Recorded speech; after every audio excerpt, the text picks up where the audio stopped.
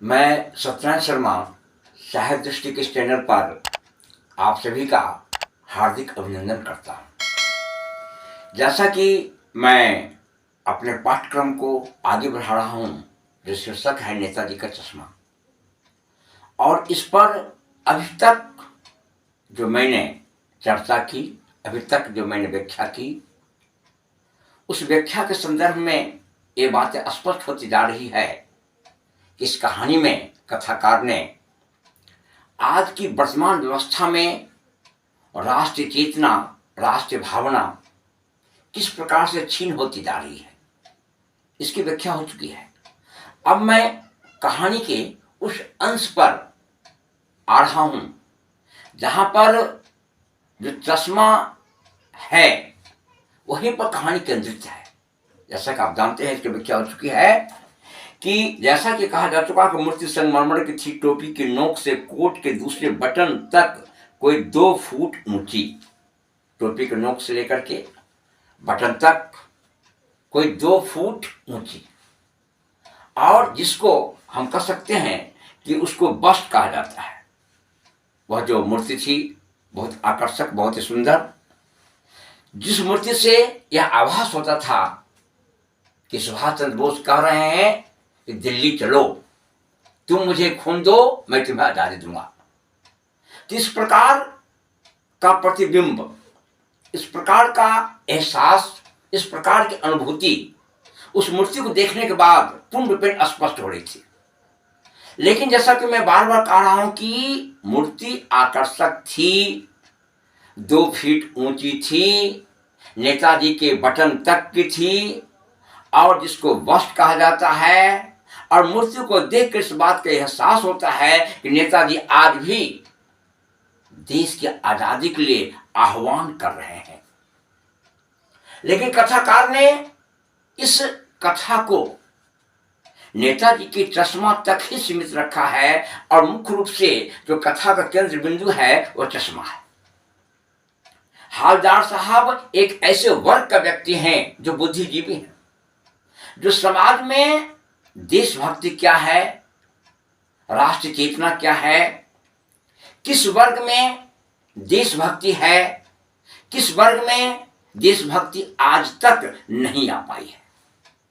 हम अगर पूरे भारत की समीक्षा करें तो देशभक्ति संपूर्ण जनमानस में देश की आजादी के 75 वर्ष के बावजूद भी नहीं पनप पाई है। अगर देशभक्ति की भावना पनप जाती तो हमारे देश में जिस वर्तमान स्थिति में जो धार्मिक, जातिगत, आर्थिक व्यवस्था है, इससे हम उन्मुक्त हो गए होते। आज जिस एक अर्थहीन विवाद का शिकार हमारे देश की जनता हो जाती है, वह स्थिति पैदा नहीं होती। इसलिए इस कहानी का जो संदर्भ है वह उस बात को स्पष्ट करती है जहां पर देशभक्ति की भावना छीन होती जा रही है। यह कहानी है, जो मूर्ति बनी हुई है, वह एक कस्बे के चौराहे पर है। हवलदार साहब उस रास्ते से गुजरते हैं प्रत्येक दिन, और उस चौक पर वह पान खाते हैं। जब पान खाते हैं तो उनकी नजर उस मूर्ति की तरफ चली जाती है, और जब वो देखते हैं इस संगमरमर की मूर्ति है, लेकिन चश्मा जो है वह रियल लगा हुआ है, असली चश्मा लगा हुआ है। यह जो असली चश्मा, जो रियल चश्मा लगा हुआ है, यह दृश्य हवलदार साहब को उद्वेलित कर डालता है, हवलदार साहब के मर्म को स्पर्श कर डालता है, छू देता है। तो बड़ा अजीब बात है, वाह भाई, मूर्ति संगमरमर का चश्मा रियल, बात क्या है। कहानी ठीक इसी वाक्य में पूर्ण रूपेण जुड़ जाती है कि संगमरमर की मूर्ति है, लेकिन चश्मा जो है वह रियल है। कलाकार ने किस कारण से उस संगमरमर की मूर्ति में अपने चश्मा को स्पष्ट नहीं कर पाया, कहा नहीं जा सकता है।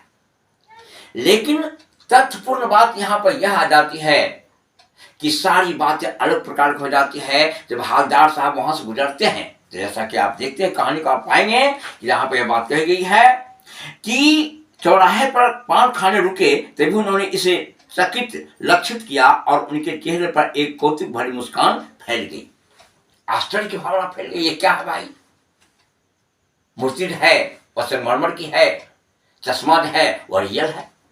तो यह जो अचंभित करने वाली बात आती है, यह जो हालदार साहब की कौतूहल परक भावनाओं को और अधिक उद्वेलित कर देती है, कहानी इसी केंद्र बिंदु की ओर धीरे धीरे आगे बढ़ती है।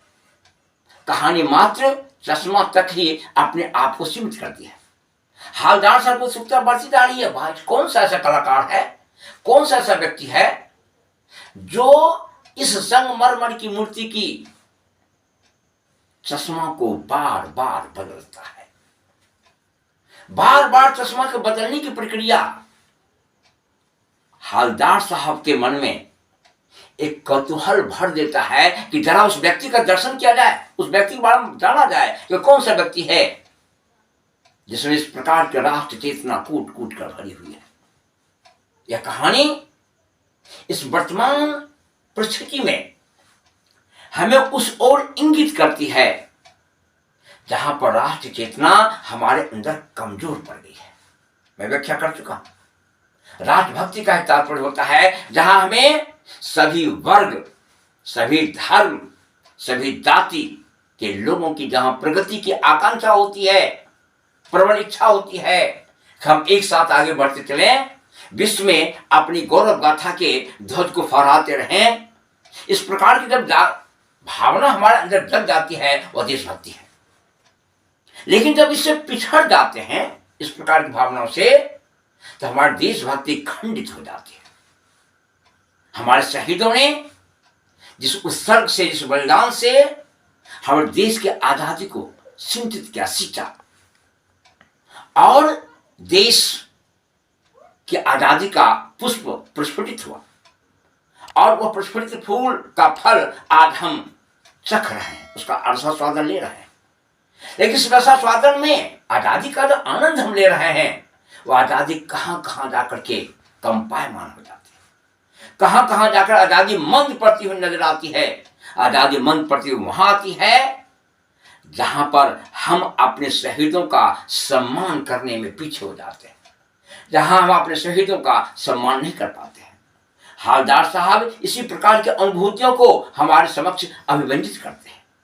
हालदार साहब की कहानी आगे बढ़ती है कि जीप कस्बा छोड़कर आगे बढ़ गई। हालदार साहब सोच रहे हैं कि भाई इस कस्बे का जो लोग हैं, इस कस्बे का जो लोग हैं, उसके अंदर जो एक अद्भुत व्यक्तित्व का निखार हो रहा है, देशभक्ति की भावना कहीं न कहीं है। जिन लोगों ने संगमरमर की मूर्ति चौराहे पर बनवाई और संगमरमर की मूर्ति में जो चश्मा का आकार मिलना चाहिए इस कलाकार के माध्यम से, वह आकार प्राप्त नहीं हो सका। उसकी क्षतिपूर्ति यहां के लोगों ने रियल चश्मा पहना कर की। नेताजी का बहुत सम्मान किया कि भाई अफसोस की बात है कि नेताजी के व्यक्तित्व में चश्मा जो एक आकर्षक रूप को प्रस्तुत करता था, उसमें कमी रह गई है, तो इसकी क्षतिपूर्ति रियल चश्मा पहना कर दी जाए। इसका एहसास वहां के लोगों को था। हालदार साहब इस बात को सोच रहे हैं। कहीं न कहीं राष्ट्रभक्ति की भावना उमड़ती हुई नजर आती है जब हम संगमरमर की प्रतिमा में नेताजी का रियल चश्मा देखते हैं, जिसकी व्याख्या इस रूप में की गई है कि, और अंत में हम निष्कर्ष पर पहुंचे, कुल मिलाकर कस्बे के नागरिकों का यह प्रयास सराहनीय ही रहा कहा जाना चाहिए। महत्व मूर्ति के रंग रूप या कद का नहीं, उस भावना का है, वरना देशभक्ति भी आजकल मजाक की चीज होती जा रही है। कहानी आगे बढ़ रही है कि यहां के व्यक्ति में राष्ट्रभक्ति की भावना है। छोटी प्रतिमा सही, प्रतिमा तो है, और यहां के व्यक्ति में राष्ट्रीय चेतना की भावना पूर्ण रूपेण भरी हुई है। तभी तो एक संगमरमर की प्रतिमा में एक रियल चश्मा लगा देते हैं। हालदार साहब का उस रास्ते से गुजरना एक सहज रूप हो जाता है। जब दूसरे दिन और उस रास्ते से गुजरते हैं, उसका परिदृश्य देखा जाए।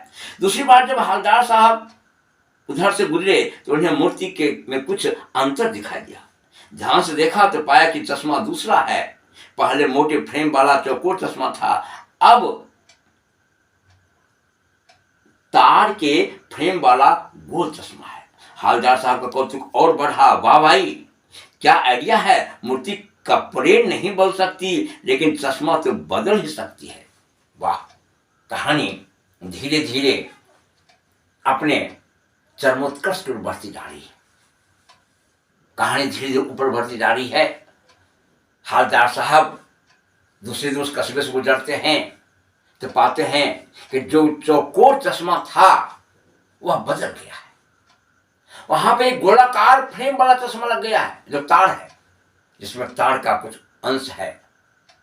और इसको देख करके हवलदार साहब अचंभे में हो रहे, उनका कौतुक और बढ़ जाता है। भाई, मूर्ति तो कपड़ा नहीं बदल सकती है, लेकिन चश्मा तो बदल सकती है। हवलदार साहब के इस कौतुक का बढ़ना, आश्चर्य का बढ़ना, विचारधाराओं में एक उथल पुथल मचना आज के परिदृश्य को पूर्ण रूपेण परिलक्षित करता है कि आज देशभक्ति की भावना कहां तक आकर के ठहर गई है। और इस प्रकार से कहानी आगे बढ़ती है। धीरे धीरे हवलदार साहब वहां पहुंचते हैं जहां पर एक पान वाले से उनकी मुलाकात होती है और उनके मन में भावना आ जाती है कि प्रत्येक दिन इस चश्मा का आकार क्यों बदल रहा है। रियल चश्मा कौन व्यक्ति है जो बदल देता है, और सारी बात अलग हो जाती है। मूर्ति तो कपड़ा नहीं बदल सकती है, लेकिन चश्मा बदल सकती है। यह भावना उनके मन को और अधिक उद्वेलित कर देती है और सोचने लगते हैं जरा उस व्यक्तित्व का दर्शन किया जाए।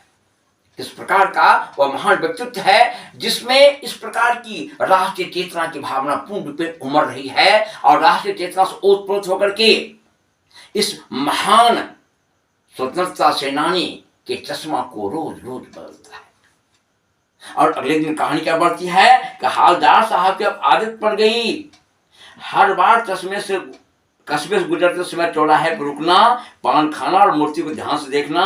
एक बार जब कौतूहल दुर्दमनीय हो उठा तो पान वाले से ही पूछ लिया। अब उनकी आदत हो गई पान खाना, मूर्ति को देखना। जब एक बार ऐसी बात उनको दुर्दमनीय है, जब अपनी भावनाओं को पूर्ण रूप में दबा नहीं सके, तो उन्होंने एक बार जिसके यहाँ वो पान खा रहे थे उससे प्रश्न पूछ ही बैठा। और पूछने के दौरान उन्होंने जो बातों को अभिव्यक्त किया, जो बातों को रखा, वहां पर हम पा रहे हैं कि पान वाला एक सामान्य व्यक्ति का प्रतीक है, हवलदार साहब एक बुद्धिजीवी का प्रतीक है, पान वाला एक साधारण व्यक्ति का प्रतीक है जो अपने रोजी रोटी तक सिमट जाता है, जिसमें राष्ट्रीय चेतना नहीं आती है। आज भी हम देख सकते हैं असंख्य जगह पर, प्रत्येक शहर में भगत सिंह, सुभाष चंद्र बोस, भगत कह सकते हैं, चंद्रशेखर आजाद, सबकी प्रतिमा लगी हुई है। लेकिन समाज का आज भी बहुत सारे वर्ग है जो उस चश्मे को, जो उस मूर्ति को नहीं पहचानता है कि मूर्ति किसकी है, नहीं पहचानता। मैं दावे साथ कर सकता हूं, क्योंकि आजादी के बाद हमारे राष्ट्र चेतना उस प्रकार से प्रबल से प्रबलतर और प्रबलतम नहीं हो पाई जो होनी चाहिए। और उसी राष्ट्र चेतना का अभाव में आज हम इस देश को उस कगार पर लाकर खड़ा कर दिए हैं जहां जातिगत, धर्मगत, भाषागत उन्माद देश की सारी व्यवस्था को निगलने के लिए तैयार है। आज मैं यहीं पर समाप्त करता हूं। अगर यह चैनल, साहित्य दृष्टि चैनल, आपको बहुत अच्छा लगे तो इसे सब्सक्राइब अवश्य करें, अपने साथियों को शेयर अवश्य करें और कमेंट भी करें। धन्यवाद।